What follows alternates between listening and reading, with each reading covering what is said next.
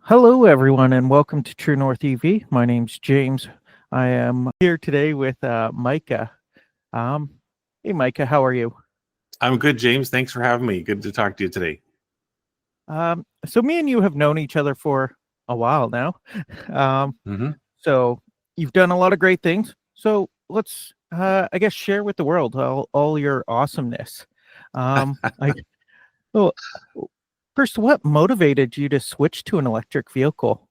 Sure. Yeah, good question. I guess I bought my first EV in 2013, and prior to that, I'd always been obsessed with getting good fuel economy on my gas vehicles, and I do have a fairly long commute to work. And because the commute is long, I was spending a lot of money on fuel, so I was always trying to improve my fuel economy.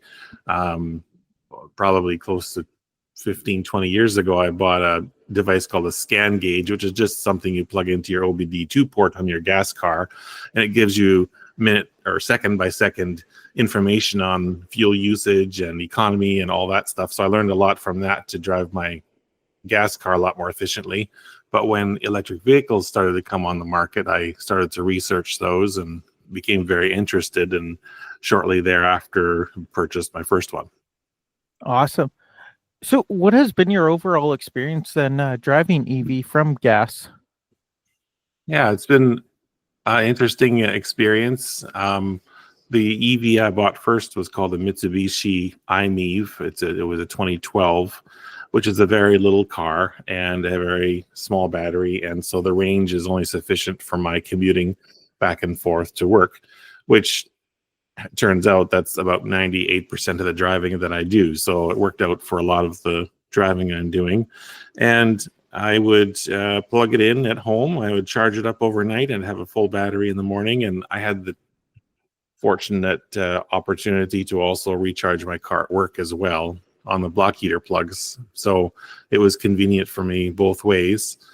I think the transition for me was actually fairly easy. The only thing I knew is I could not take this car on road trips, and that was fine because we were a two-vehicle family. My wife had another vehicle, a gas vehicle, and we would never take mine on road trips anyway, so it worked out fine. So, the transition I think overall was fairly simple for me, and I'd done a lot of research prior to buying it, so overall it's pretty positive. And then when I looked at my fuel bill decreasing, it made it even better.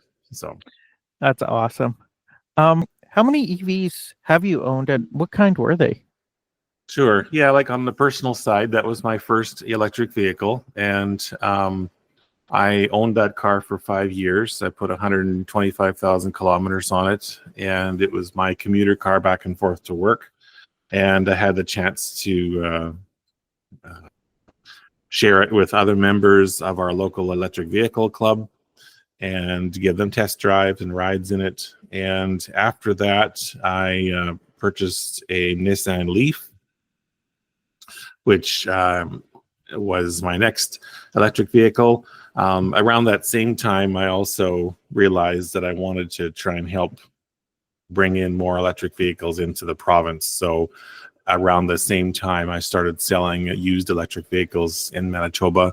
There were very few available at the time, and even today, there's not a lot available in the used market. And so that's why I did switch to a Nissan Leaf, which was very similar car, still fairly small and a little hatchback, but quite reliable, quite usable and functional for the commuting back and forth to work. And since then, since with the dealership, then I've had quite a few other electric vehicles over the years. Just kind of go between what vehicles you have there. Yeah, Um, yeah, exactly. If I've tried to have a few different vehicles available for sale, and as time progresses, I'll test drive them and use them all in my daily commuting activities. that's awesome. So you said you have a dealership. What's the name of your dealership? Sure, it's called Greenway Motors, and I started the dealership around 2017, 2018. And I guess what I found was as I was demonstrating my iMEV, my Mitsubishi, to people. They were curious and had lots of questions and wanted to know, how does it work and how good is it in the winter and how do you charge it and all those things. And eventually some of them would get to a point where they'd say, okay, that sounds interesting, but where can I find one that's reasonably priced? And as you know, cars are very expensive, and electric vehicles, especially in the early days, were quite expensive. So there wasn't a lot of inexpensive EVs around. And so that's why I decided to start the dealership. I said, we want to try to increase the availability of these vehicles. There were very few of them in Manitoba because there had been no rebates on new EVs. There was no federal rebate, no provincial rebate, but there were rebates in the US. They have a $7,500 US federal rebate. There's also I think it was $8,500 provincial rebate in Quebec and $5,000 rebate in BC, and for a period of time they also had, I think, a $13,000 rebate in Ontario. But in any case, all those jurisdictions ended up having a lot more used EVs, and I would go and search for those and bring them into Manitoba and then put them up for sale, and tried to find ones that were less expensive, because I know that in Manitoba we love to get a deal and we love to find something that's a little bit less expensive, and if it meets the needs, then maybe that's a good option. And that's really what I've been focusing on. And I guess full disclosure, I actually picked up my Nissan Leaf from Micah at Greenway Motors. So awesome cars there. Great help. I guess, what was the major challenge you faced with starting Greenway Motors, and how'd you overcome that? Yeah, I guess for me, I have never worked in the automotive industry. I've never worked at a car dealership, and even to this day, I still have never worked in a car dealership aside from my own.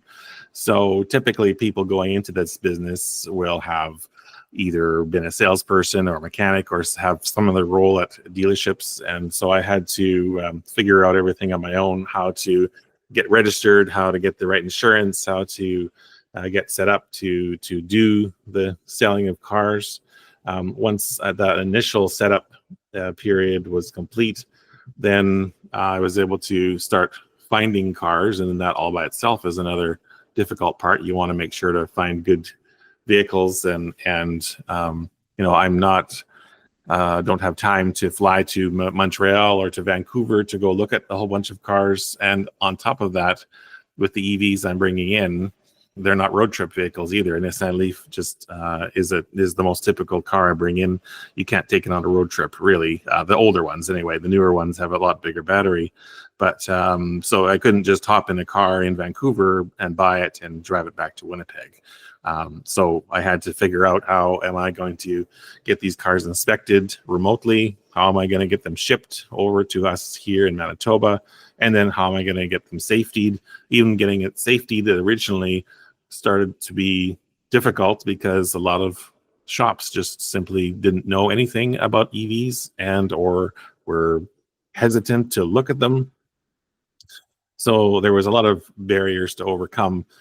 But as time has gone on, it's become a lot easier, and a lot of shops now realize that EVs are not so scary, and they do offer service to work on them and do safety inspections and that sort of thing. So initially there was a lot of work to get it set up, and but once I started to have some cars for sale, then it was really refreshing to speak to people who were interested in these vehicles, because I had 5 to 6 to 7 years of experience using them in Manitoba. And so when they come to all the questions of, how do you use it in our climate and our, situation, I did have the answers to those questions. So that for me was the reason I did it, because I had been using them for so long.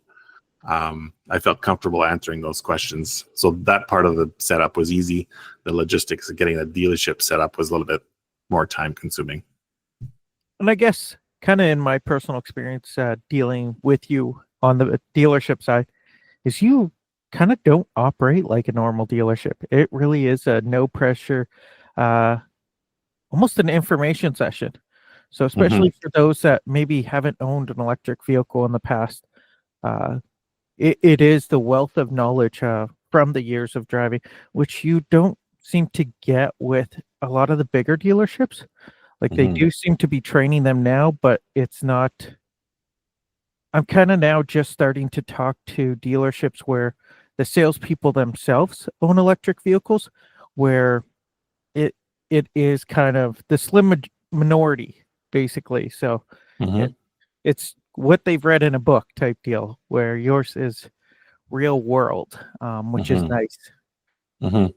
Um, Yeah, for me, that's what I wanted to do, is share my knowledge. And I've had probably hundreds of conversations with interested people who just have questions about electric vehicles, and that I've spent countless hours on the phone or in person with potential customers who are interested in finding an electric vehicle, and asking all those questions. And sometimes I don't have the right car for them because I'm just a little dealership. I'm not a big yeah, corporation. So they may ask me all the questions and then end up finding a vehicle suitable for themselves somewhere else, which is perfectly fine. I mean, my ultimate goal is to hopefully get more people driving electric vehicles in Manitoba.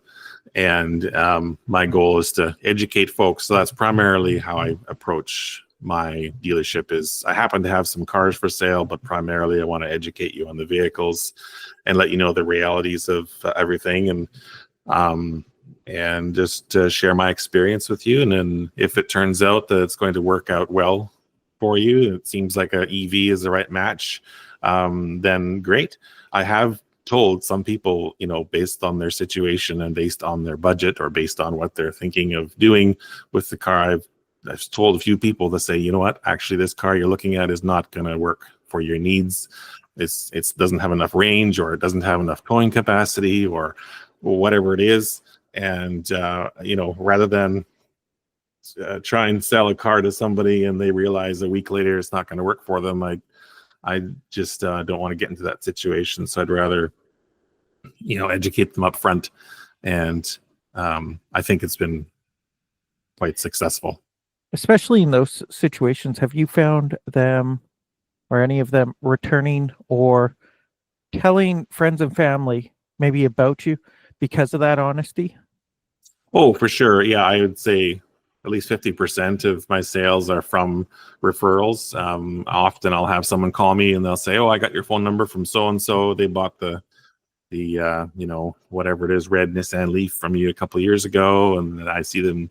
They've had it in their driveway and they've been driving it for a couple of years. And I asked them about it, where they got it, and they gave me your phone number. And so that's often how I'll find customers. I've also find repeat customers as well. Some of my customers have bought 2, 3, 4 cars from me because they got one for themselves, and then they said, "Oh, this is working out pretty good." Then they got one for their kids, and they got one for their spouse, and then their brother. Or I've had families, extended families. I've had 2 brothers and a dad. I think all got, over the course of a couple of years, got cars from me just because of referrals. So it's worked out pretty well that way. And yeah, I mean, it's definitely, I don't want to do the high pressure sales tactics. I don't even know. I've never taken the training on how to do that properly, so I don't even want to try. It's probably best. Uh, Hmm. what is your vision for the dealership in the next 5 years? Yeah, so I still continue to work a full-time day job, Monday to Friday, and I'm continuing to do that. I I want to continue doing what I'm doing. I think I'm sort of, I don't have any grand aspirations to take over the world. I don't think I'm going to have a dealership with 10,000 cars on a lot. I think the reality is I'm going to continue with my current situation, which is just a small, I'd say maybe boutique dealership with lots of answers to lots of questions that people have, and continue to try and find some good, used, reliable electric vehicles that are reasonably priced, and get more folks into them. And I think the thing that I like the most is educating folks and informing them. Actually, there are lots of used EVs out there. We just have to do a little bit. Sometimes they're a little bit hard to find, and that's part of what I do is make sure to find them. And when they come see me, then I've got hopefully 2 or 3 to show them and give them examples of what is available and find something that works for them. That's awesome. And yeah, even the 2 or 3 examples. When I came to you, I wasn't a new EV owner, but even that you were able to show me like even 3 different Nissan Leafs, and you were telling me all the differences with them, and that was awesome. It was nice being informed rather than going to the dealership and being the one informing. So even as a person with experience, it was nice with that. Mhm. Yeah, when I was shopping for my first EV, I did find that I in 2013 the world was very different at that time with EVs, and the dealers really knew very little. They had 1 or 2 EVs on their lot, and they were kind of in the corner in the back, and they were hoping no one was going to ask about them because they didn't perhaps know very much about them. So it turned out that I had done a lot of research and perhaps was informing them more than they were informing me. But that was a long time ago, 12 years ago now. So I'm sure it's changed somewhat, but still, it's the majority of cars sold in Canada are still gas cars. So I think the knowledge level is getting there, but it's not as good as it could be. Yeah, I totally agree. I guess one of the things that I hear a lot about with people struggling to buy an EV is the charging infrastructure. Now, you're based out of Manitoba, kind of Winnipeg area. How do you find the charging infrastructure in Manitoba? Yeah, that's I would say it needs improvement. For me personally, I've been driving my EV primarily. When I say 98% of the time, it's my daily commuting from home to work sort of thing. And so I'm charging at home and at work. And I know the charging stations there work. If I was going to go on a road trip, for example, there initially 10 years ago, there was virtually 0 chargers, high-speed chargers in the province. There are certainly more now, but there are definitely gaps in the province for the charging stations. So if I want to just strike out on a road trip randomly in a random direction in our province, there's going to be areas where I could go and I might not have a charging station, and without planning in advance. So we definitely do need more charging stations. And when I mean charging stations, I'm talking about the DC fast charger, the level 3 charging stations. I think those are the most important because those are the quick ones. The destination chargers, level 2 or 240 volt chargers, are also good and handy, but that's only good if you're spending the night or the full day at your destination. So there's lots of opportunity to increase the density of charging stations around the province, and I think that would make doing road trips in Manitoba a lot easier. So where do you think we can improve infrastructure? I've heard a few different people saying that we should connect with franchises like Tim Hortons, McDonald's, and put a charger up in every one of those locations. What's your thoughts on how we can improve this?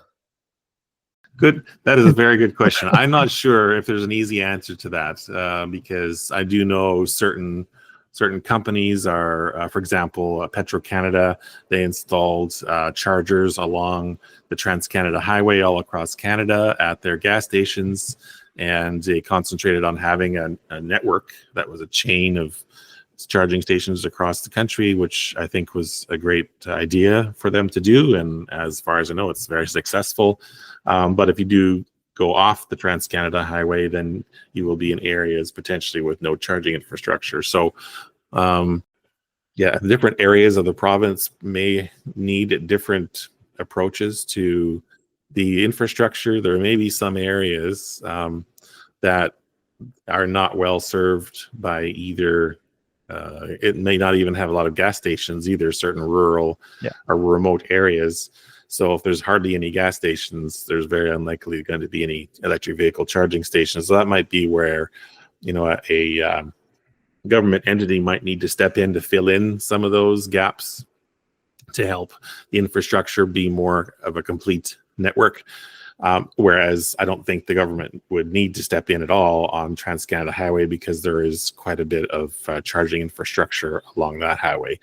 So I think it's a mixture of private enterprise and provincial or federal support to help round out the network. But it is a difficult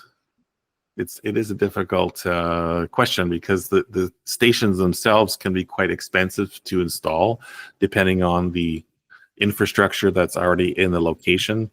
And then electricity itself is not very expensive either. So if you do install a charging station, to recharge some of our cars, it only costs at home, it only costs me $2 or $3 to charge, whereas on the road it might cost me, say, $25 or $30 at an existing charging station.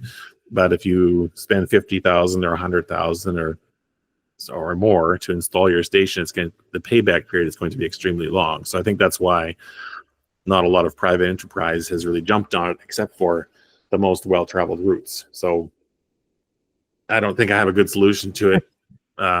But those are my thoughts for this period of time. And I think that seems to be a lot of the battle is you do have some that say it should be public, some that say it should be private. And yeah, it's a mixture of both, I think, is going to be the final solution, because, yeah, you have these places. Now, you don't get much vehicles, whether it's gas or electric, that go to. So, so you said most of your charging is at home. Yeah. Have you, over the past, what has it been, 13 years that you've had an EV?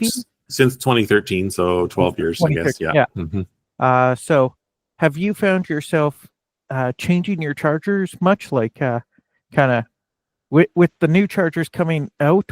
Are they much better than the old charge, or do you basically have the same charger that you've had since the beginning? Yeah, I've got the same charger I installed the day from the beginning. It's a level 2, 240 volt, 16 amp charger. It's made by Bosch. It was when I bought it. It was very hard to find, actually. I went on Amazon actually and bought it from Amazon. I think I was the first or second person on Amazon in Canada to ever buy this item, because there was no you can write user reviews. Yes, reviews. Yeah. There was no reviews on this, and it was kind of the only choice.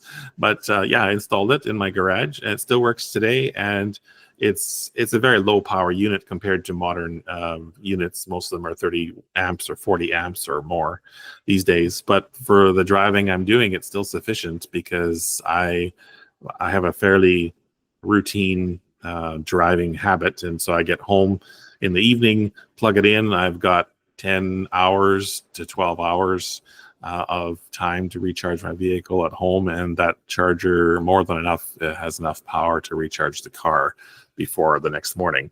Now, the good thing is, these days there's a lot more. It's hundreds of choices now of charging stations. There's lots of smart chargers. You can hook them up to an app on your phone, and you can have them remotely turn your charging on and off, or you can do a data analysis on the charging. Those are really cool features that I don't have on my old charger, which is fine. Ultimately, the charging costs that I'm bearing at home is so small that it's not worth me upgrading the charger to analyze the data, because it's not going to save me more than a few cents a month if I did something different. So I still have the same old charger, but I suppose one day it might stop working, but it's gone through thousands of cycles, and it still works. It's never failed. It's worked every day I've used it.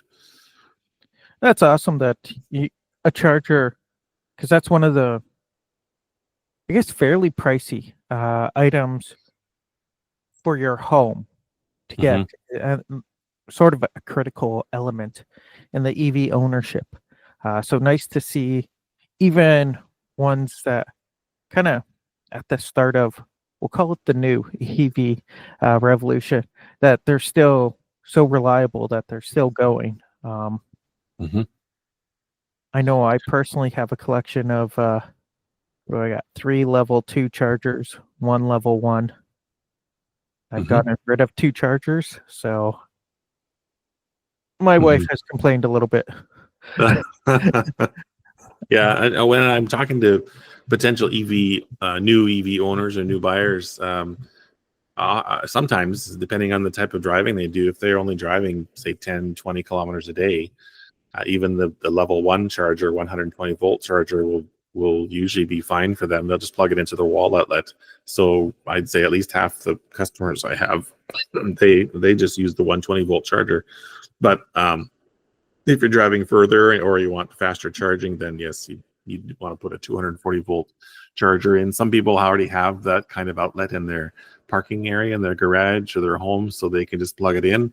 And others don't have that power availability at their parking spot, so they need to get an electrician to install something. So it could get more expensive that way. But yeah, there's lots of the EV charging is a whole nother. It's probably I could talk for an hour about that topic. Well, and actually, I guess that's the one great thing about my 2014 Nissan Leaf that I got from you is, like my Tesla, I can't charge on a 120 in the cold. Basically, all the power is just being used to heat the battery pack. Mm-hmm. Where with the Leaf, it doesn't matter. I've charged it in, what was the coldest, minus 30 that we've had on a 120, and it still takes a little longer, but by the time I plug in when I start work, by the time I'm done work, it's all fully charged and ready to go. So, yeah, in terms of how economical it is, even among EVs, yeah, I would say the Mitsubishi i-MiEV is the most economical than the Nissan Leaf from my experience. And then comparing it to a Tesla, the Teslas do take more power just because they're doing a lot more heating of the battery, making sure the battery is at a particular temperature, and the Leaf is not as particular about that. They just charge in any temperature. They just go. Mm-hmm. What's the longest EV road trip you took, and what were the positives and challenges on that trip? Yeah, I have not taken a lot of road trips in the past 10 years. I was just thinking how many road trips have I taken? I've taken very few road trips in the past. However, I did take a road trip. It was 500 miles each way, so 1,000 miles, or I guess 1,500 kilometers each. Let's see, 500 miles. That's about 1,000 kilometers, close to 2,000 kilometers round trip, and it was from Winnipeg to Minneapolis. And then we spent some time in Minneapolis doing some sightseeing, and then came back. And so that's I'm not an extremely long road trip, but this was in a Tesla Model S85. It was a 2014, and I just used the supercharging network infrastructure between here and Minneapolis, and it was really seamless. I mean, the car told me which chargers to stop at, and I did, and I charged for the period of time that it suggested I charge. In the meantime, I went to have a bathroom break, get a coffee, or have a lunch. We stopped for a longer period of time, and I think it was Grand Forks, and that ended up charging the battery quite high, which meant then my next segment of my trip, I could go further. But it was pretty easy, I would say.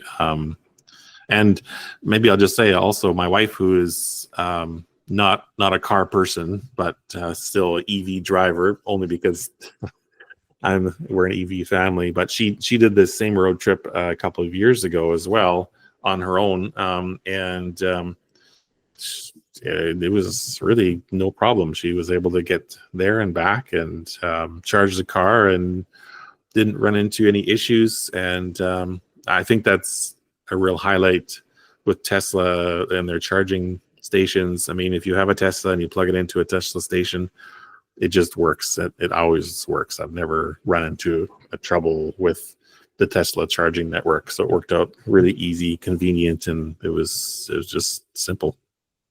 Awesome. And along with educating your potential customers, you also started a YouTube channel educating the masses, which also greatly helped me.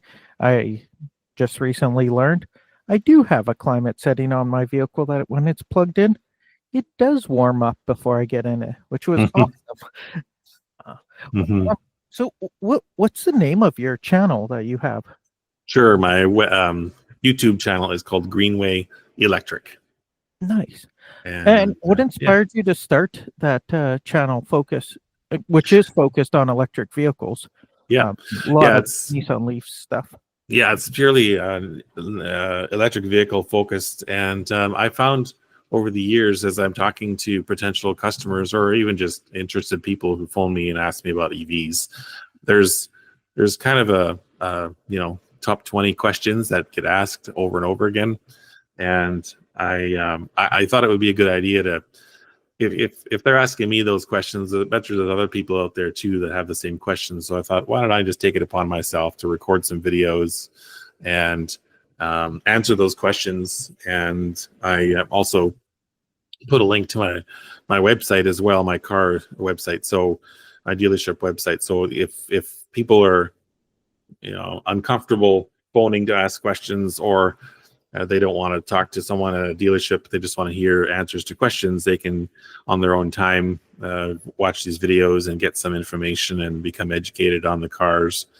And then some of the questions get asked can have kind of a short answer or a long answer, and so I'm trying to be as thorough as possible with the YouTube videos.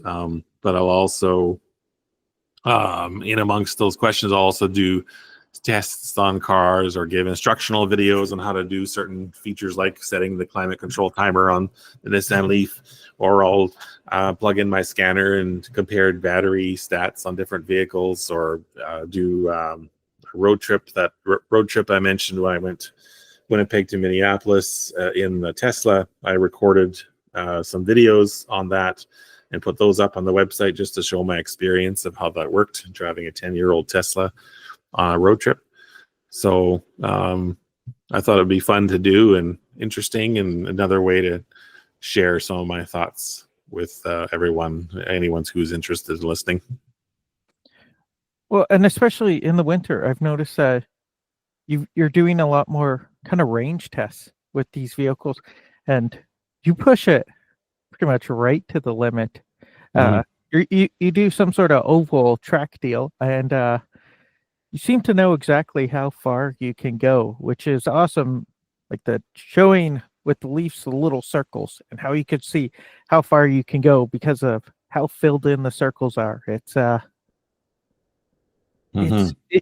an education piece, not just for future EV owners.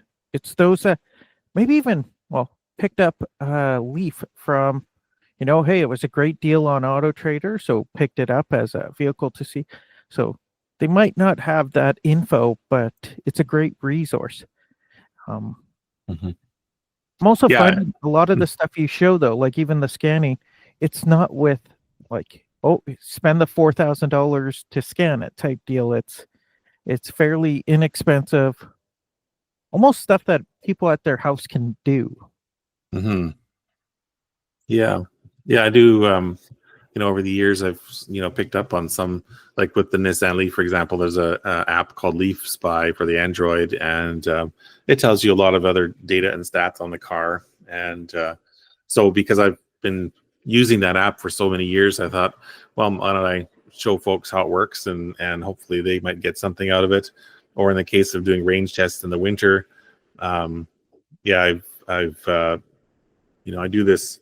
I call it hamster wheel driving. I drive on a hamster wheel of life. I go to work, I come home, I go to work, I come home, and I do the same path every day.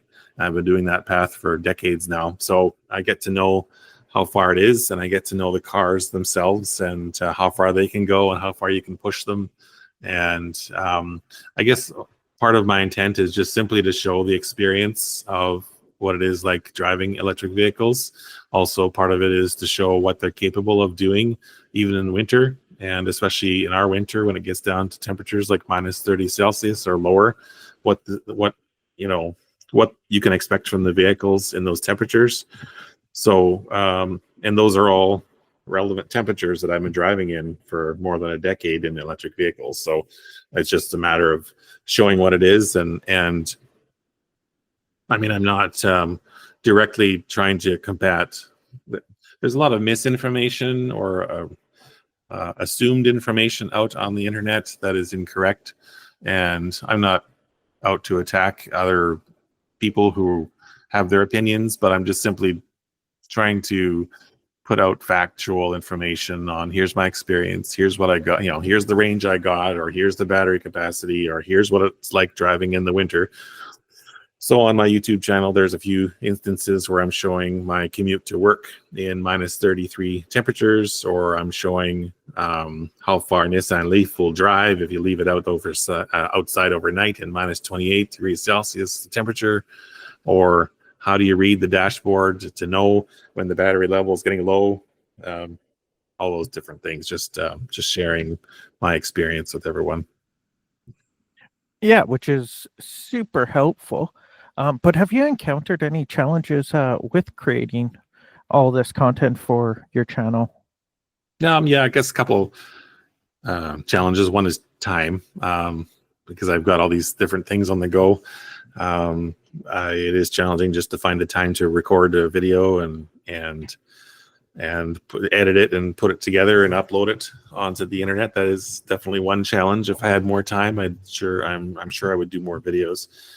And the challenge is some of the comments you get on the YouTube videos can be really negative and take away from the experience of YouTube. And I think YouTube is a great platform for people to share their experiences and share information. And there's definitely I guess some people have an interest to really talk negatively about electric vehicles, which is unfortunate. I mean, I'm not going out to their website to say anything negative. So I guess there's a lower level of politeness, I'll say, maybe on some of the responses I get to my videos. On the other side, that is the minority. The majority is very positive, and lots of positive feedback from folks or questions on the content I'm creating.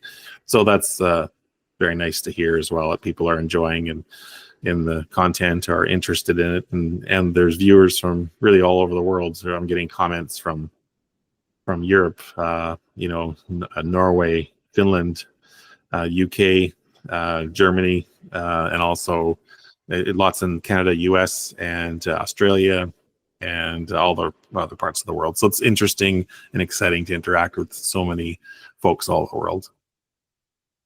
It's very interesting that you get the comments from like UK and Australia, where they have no clue about minus 30. Those are numbers they've never seen before.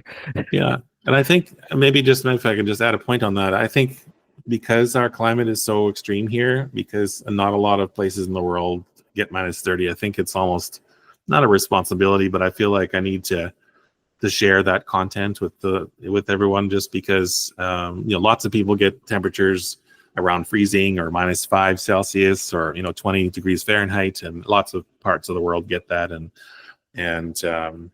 but not a lot of parts get temperatures as cold as us. So it's important to share what it's like. Can these vehicles survive those temperatures and that kind of climate? And the short answer is yes, and the long answer is I've got lots of videos showing how it works when it's that cold. And I mean, it's unpleasant in any car, any vehicle, gas or electric, to be getting into it when it's minus 30, when it's cold. But they still work and they still function to get you from A to B. And that's the whole purpose of having a vehicle, is to make sure it's a transportation device and they serve that function very well. That's awesome. It also kind of goes towards this is almost the worst case scenario. I Mhm. guess probably AC uses a lot of power also, but heat, running heat in minus 30 is going to use a lot more power. So Mhm. if the car is doing, 60 kilometers in minus 30, you can guarantee you're going to get a lot more than that when the weather gets nicer. Yeah, exactly. That's a good point. That's a question I often get. Which uses more power, AC or heat? And my answer is heat, because when you're minus 30 and you want the interior climate to be 20 degrees Celsius or 70 Fahrenheit, well, that's a 50 degrees Celsius difference. So the car is trying to make up 50 degrees.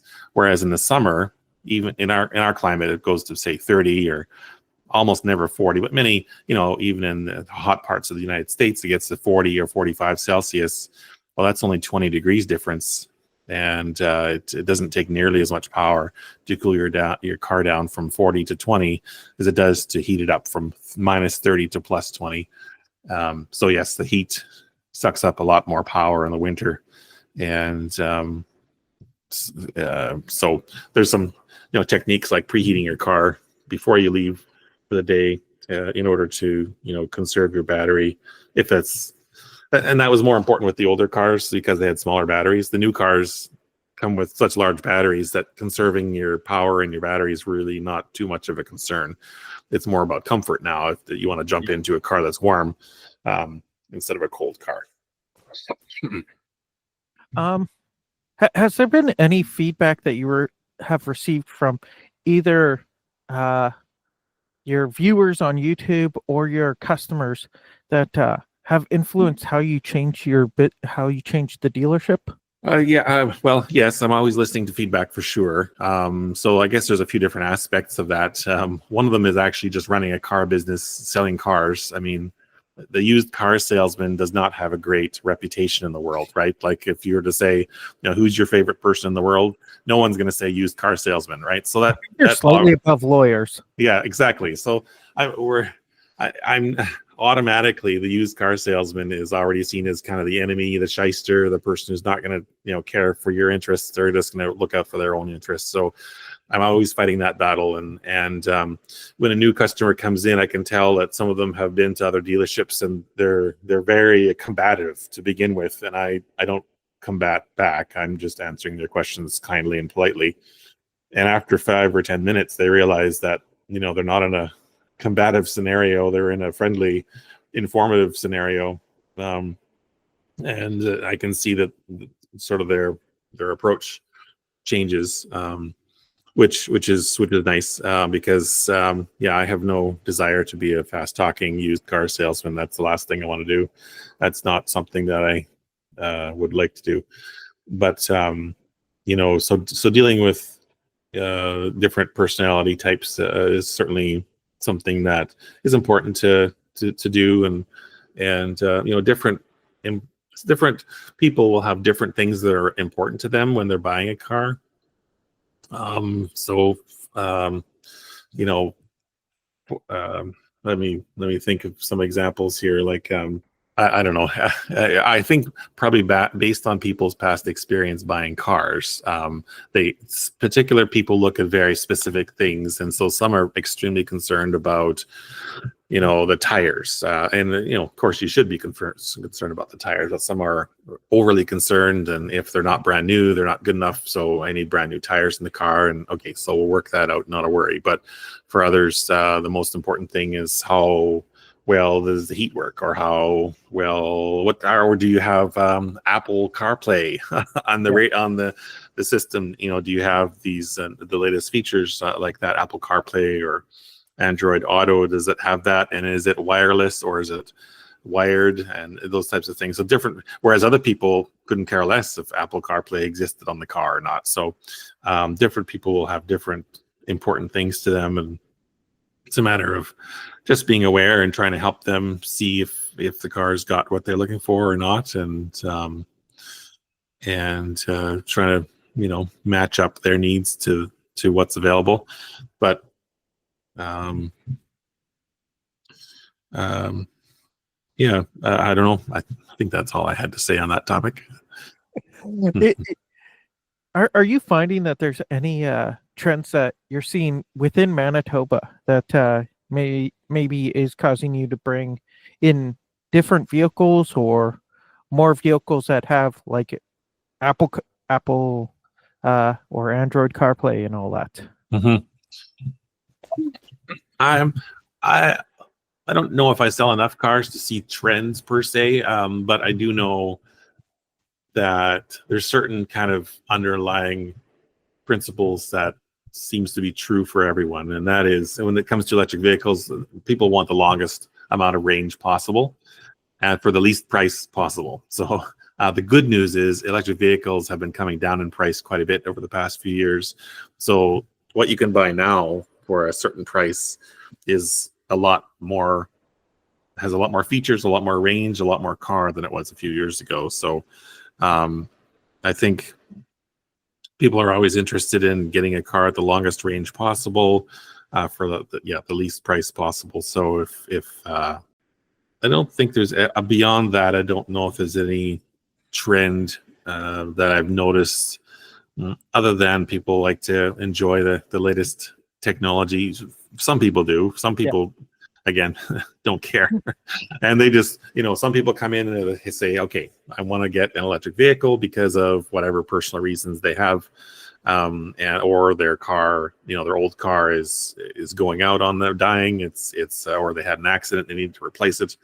And so there's lots of different reasons people will shop for their cars. And I think that probably the primary customer I'm selling to is a person who's looking for something that's reasonably priced, fairly economical. I mean, there's lots and lots of new EVs coming out now, and they're all priced in the 50,000 plus range. Probably 50,000 is about as cheap as it gets, and they go up from there. And for a lot of people, they say, I just don't want to spend that kind of money on a car. I want to spend half that or less and find something that's still reliable and good, and what's available, what's out there.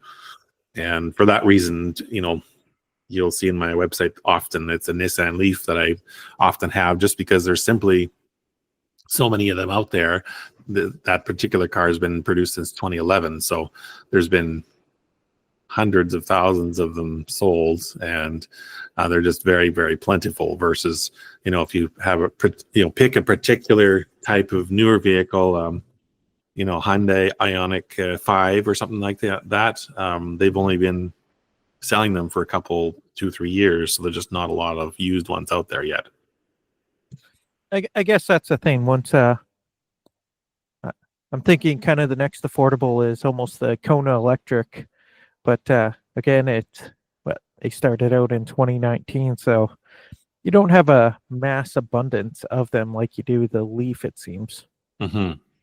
Yeah, just they just weren't sold in as large quantities as some of the other ones. Yeah. And how important are you finding the environmental aspect of EVs when it comes to like even you or your customers' decisions to own them or for you own and sell? Yeah, I find that when people are inquiring about electric vehicles, they've already made a decision for themselves that they either want to buy an electric vehicle for whatever reason, and often I don't know exactly what the reason is. They've usually made the decision on their own that yes, an EV is what I want to get into. When I come in, they're looking more at the practical aspects of it. And so when they say, okay, I want to get an EV, but what does that mean in terms of charging it? What does that mean in terms of range or usage on a daily basis? So that's the questions I'm answering. I rarely get people asking me about, what's the CO2 emissions of this vehicle when it was produced from the factory, or how much CO2 is produced by the electricity that's being used by the car. Those questions are exceptionally rare. I don't get those very much. So I think different people have different reasons to get electric vehicles. There's a large group of people who are tech type people. They just love technology, and so it's cool to get something new tech, and that's the reason they want to buy it. Another group of people are very environmentally conscious. They've done a lot of research, and they want to buy it for that reason because they're helping the environment. Another group of people are trying to save some money on fuel and seeing if they can figure out a way to buy an inexpensive EV and then charge it at home for inexpensive amount of money. So they're ultimately their total cost of ownership for the vehicle is lower.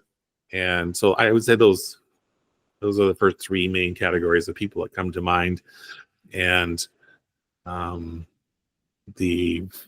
me, what was initially compelling was the savings on the fuel cost. The initial cost of the vehicle was on the higher side, but the amount of savings I had in the fuel far outweighed the cost of the vehicle over its lifespan. And what is nice, and I know this is a point of contention, many people have many different views, opinions, and facts and not facts or whatever it is based on where they're getting their information from on how EVs impact the environment or don't impact the environment. And it could, for some people it's a big debate, and others it isn't. And but having said all that, it's definitely nice. In my view, the research I've done is that where we live, our electricity is hydroelectric produced, so it is produced through the water flowing over the dam and spinning the turbines, which creates electricity, which is, in my mind, the cleanest or one of the cleanest ways to produce electricity. So I feel happy that I am driving a car that is not causing extra pollution to the environment. And I do realize that the production of a new EV creates more CO2 than the creation of a new gas car in the initial build phase when it's in the factory. But over the lifespan of the vehicle, it's much less environmental impact. And so because of that, I enjoy the environmental impacts, which is improved over gas vehicles. I enjoy the savings on the fuel cost, which is costing me pennies per kilometer to drive. And I really enjoy the driving experience too. I mean, the first time I got into an electric vehicle, and the driver floored it, I was shocked at how fast it was. So it's not only inexpensive to drive, but also can be super fun to drive too. It's got lots and lots of power. Even the small cars have lots of power, more power than you'd think they would. So it's lots of pluses, fun all around. Well, there's a reason I see a lot of Nissan Leafs being used in conversions, and that's conversions of like trucks or like bigger vehicles than the Leaf, but the Leaf is a peppy little vehicle. Mm-hmm. Yeah. And is there any development in the EV technology side that you're excited about coming up? I think the good news about EV technology is it's changing significantly. Year over year, it's changed a lot. And if you compare a EV from 10 years ago to now, and you put them side by side, they're significantly different. And the new EVs are just, you're getting a lot more. New EVs 10 years ago were $50,000 to $100,000. And new EVs today fall into that pretty much the same price range. But what you get for that price is a longer range vehicle and more tech and more features. And it's probably safer. And it probably has other features like self-steering or self-driving or those types of things. And I think as the technology improves and as battery technology improves, that range that is available on the vehicles. I mean, many vehicles now are in the 500 kilometer plus range when they're new, which is great compared to how they were 10 years ago. And I can just see that getting better and better. I mean, the technology continues to improve significantly. And I think that's what I'm most excited about is getting those vehicles that is there any that do 1,000 kilometers? Maybe a Lucid does. I can't quite remember, but a Lucid is a very expensive car.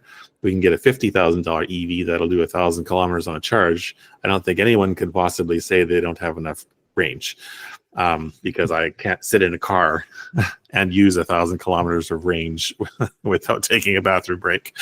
So even a 500-kilometer car would be a struggle for me. So yeah, I'm just waiting for the technology to continue improving. And the cars that are available today are really excellent already, but I know there's lots more improvement to come, and I do like playing with new technology, so that makes it extra fun too. I guess kind of going towards that. I know we have 100% tariff on Chinese vehicles, but has there been anybody bringing in Chinese vehicles into Canada? Just because you see some of those, and it's fantastic technology. It's usually smaller vehicles, so great city cars, but or even what's your thoughts on the Chinese vehicles? Yeah, I haven't personally seen any of the Chinese vehicles myself in Canada. I think I've seen some on news reports or that sort of thing. I think it sounds like the Chinese manufacturers are really putting a lot of effort into improving every feature, every aspect of the vehicle, the range, the drivability, the comfort, the technology that are in the vehicles, and also they're doing that for a smaller price. So I think that's exciting, and I think that is kind of similar, or reminds me of the computer industry. Yeah. In the 80s and 90s, to buy a proper computer would cost you thousands of dollars, whereas today you can get a pretty good computer for $600 or whatever it is, and it'll last you a few years. So, the EVs are kind of giant computers on wheels. So they're improving significantly, and that's great that China is doing a lot of work and improving EVs. When it comes to the tariff, we'll put 100% tariffs on them. I guess. I don't know. I haven't really thoroughly thought through that whole situation yet, but I would be very interested to get my hands on one and try it out and see how it is, because it's an unknown entity to me. It's something I've heard about, I've seen pictures of, but I don't see them here. And I've heard that you can get some fairly inexpensive EVs in China around $10,000 or something, and it can be fairly long range. And I'm sure that if that car came to Canada, it would sell very well. I could just imagine. Yeah. That's the big thing with Manitobans is if you give us a great deal, we will happily buy it without worrying so much about our allegiances to manufacturers and whatnot. Yeah. And with all your EV experiences, what has the maintenance kind of look like as compared to your gas vehicles that you've had? Yeah, so that's a good question. I was before I was getting into EVs, I was doing as much maintenance on my gas vehicles as I could personally do myself, just to save money, and because I was interested in how they worked. So there's two aspects to it. So I was saving a lot of money on maintenance that way, but once I got an EV, life became pretty simple, because there's virtually no maintenance required on electric vehicles. I can't say there's none, because you still need to replace the tires every so often. You need to check the brakes and rarely replace those. The suspension components and other components, but generally, the main components of the car that you used to do, oil changes and spark plugs and timing belts and radiator flushes and, oxygen sensor changes and catalytic converters and exhausts and all this doesn't even exist. All that stuff is gone on the EV. So there's a huge amount of stuff that has been removed. So the maintenance is very small. But having said that, they're not perfect vehicles. You know, with the Tesla, I've had to replace some suspension components, and the brakes, and the door handles. There's automatic door handles in a Tesla that pop out, which sometimes don't work, especially when it's cold or freezing cold.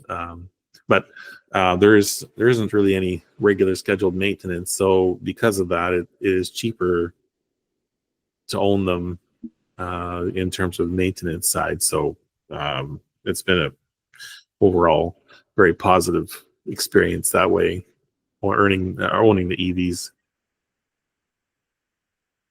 So I guess with that, I know Teslas don't have like your recommended service. Are you finding both like the Nissan Leaf and iMeves are kind of out of that also, like they're kind of maintenance as needed on those as well? Yeah, like and if you look in the Nissan guidebook or handbook you get with your car, it does have a scheduled maintenance procedure or regular scheduled maintenance, and it's I think it's typically annual. But on a gas car, it's going to say change your oil, change your air filter, change your spark plugs, change your this and that. On the Nissan Leaf, for example, on that regular scheduled maintenance, the word inspect is the most common word. So it's going to be inspect the brakes, inspect the tires, inspect the suspension, inspect the, but it doesn't say change anything. So maybe it asks you to change the cabin air filter or something, but and check how full your windshield washer fluid is. But the maintenance, because it says inspect, you can kind of get away with not really doing anything to the car for an extremely long period of time, and not really have to worry about it, because you just kind of jump into it and it just goes, and you don't need to worry about it. Eventually you'll have to replace some components or brakes or tires or suspension, but that's it could be on the order of years before those things wear out. So it's really pretty simple and easy. If you're a person who doesn't like maintaining their gas car, maybe an EV is maybe the right car for you. Yeah, I've noticed the kind of yearly things I do with mine is when I swap the tires from winter to summer tires, you just lubricate the brakes. Just and then other than that, it's quick little check on everything and you're good to go for another year. Yeah, and especially if you've got an older one that's out of warranty. Typically, I think as vehicles get older, people tend to maybe care for them a little bit less. Whether it's a gas or electric vehicle, they maybe not be quite as careful with them. Whereas, you buy your brand new shiny car, you make sure you get the oil changed, or you make sure that you follow, the maintenance schedule to the letter, because you don't want to void your warranty, but you also want to protect your really big investment. Once that car is 10, 15, 20 years old, you might have forgotten to change oil, or you might have, not pumped up that tire that's kind of leaking. And, it's if a person is uninterested in car maintenance, probably an EV is a great one for them. And you can probably ignore your 10-year-old electric vehicle for a long time, and it's probably just going to keep on going. Yep. Nice. So I know you've been a part of the Manitoba Electric Vehicle Association for quite a while. How do you find communities like that for helping to support the adoption of electric vehicles? And how do you find them, groups like that, to actually help with, do they help or hinder kind of in the sales of EVs and kind of the adoption of EVs? Yeah, I think the club and others like it are great ways to learn about electric vehicles. I mean, that's how I first um, started learning about EVs. I went to a club meeting back in 2011 or 2012. It was just a brand new club, and someone had a Tesla Roadster that they were going to demonstrate to the club.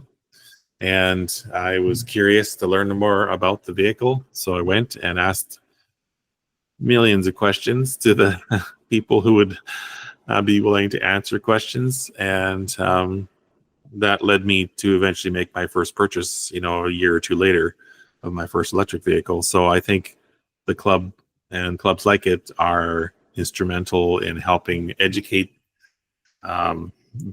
people in general. There's a annual car show in the fall, and I think that's very, very educational and informative for people who are truly interested. People who are really interested, they'll make a point of showing up and asking questions and checking the cars out and riding in them.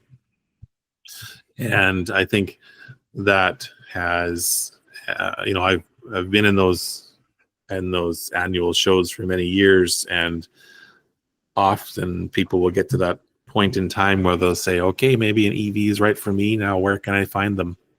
And that's where the club can sometimes help point them in the right direction.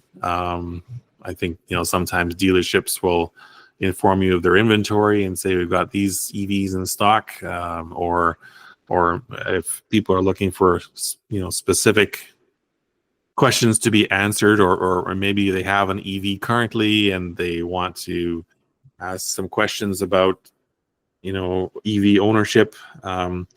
There's a great big group of very knowledgeable, enthusiastic people um, who have no, I guess, second agenda, right? Whereas I'm in a situation where I'm selling cars, so I could be viewed as not as a independent person. I might be, trying to convince people to buy cars so that I can sell cars on my dealership, versus the club is independent enthusiasts who are simply there to answer questions. And whether a person buys a car or not, it's not going to affect them. So I think that's a great reason to have the club share the information it does with everyone, and to inform people about electric vehicles. And also, now there's collectively probably hundreds of years worth of EV ownership experience in the club that will help answer questions people might have before they buy an EV, or even after they do. And I guess kind of sort of speaking on behalf of the club, I know there's been many people that have asked me, well, what's it like owning a Leaf or whatever? And it's like, well, I could give you a quick little, my, it's been about 6 months ownership, or Mhm. I can direct you to Micah, who owned them for over a decade, who Mhm. has way more knowledge. And that's the biggest thing. It's we each have different knowledges, different experiences. Mhm. Um, but I thank you for your time. Uh, if somebody wants to reach out to you or check out your YouTube, how do they find you? Oh, sure. Yeah. So my YouTube channel name is Greenway. It's Greenway is all one word, and then Electric. So Greenway Electric is my YouTube channel, or you can visit my website at Greenway Motors with an S .mb.ca, and those are ways to get a hold of me.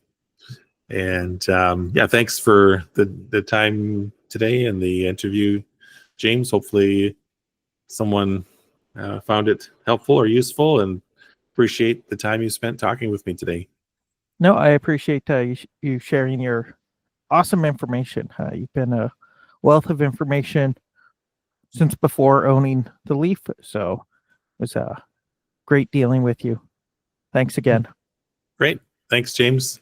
Nice chatting with you. Have a good day. You as well. I want to thank Micah for coming on, sharing his awesome knowledge with us. And yeah, if you guys do want to reach out to him, go check him out, Greenway Motors. or Greenway Electric, feel free to reach out to. And if you're in the market for a gently used, most likely Nissan Leaf, go check him out and see what he has. You can also reach out to me on Facebook at True North EV, or you can email me at truenorthevpodcast@gmail.com. So far, we're keeping up, but this one is coming out a little later. Apparently, software didn't want to work too well today, but thanks for sticking in there, guys. And yeah, have a great day, and we'll chat with you in a couple of weeks.